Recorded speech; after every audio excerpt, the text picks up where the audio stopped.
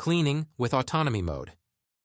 Once AutoMove has been set up and you have completed the on-screen tube sheet diagram using the boundary clean method, or if you have loaded a completed diagram from a previous job, the Autonomy mode will be available for the operator. This is indicated when an A appears in the menu button at the bottom left of the screen. Use the left joystick to select this button and enter Autonomy mode. Make sure all operators are clear of the blast zone. Start by activating high-pressure water. Depress the safety lever and click the red high-pressure water button to start the flow of water. Use the left joystick to select the Go button.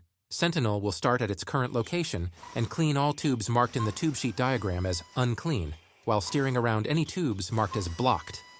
Note: when you launch Autonomy mode, the tractor will start at its current location and work its way down to the bottom of the tube face. It does not travel upward. It is recommended to position the tractor at the highest and leftmost uncleaned tube, and that way the Sentinel will clean all tubes as it moves to the bottom. The system will stop after addressing the last uncleaned tube at the bottom of the bundle.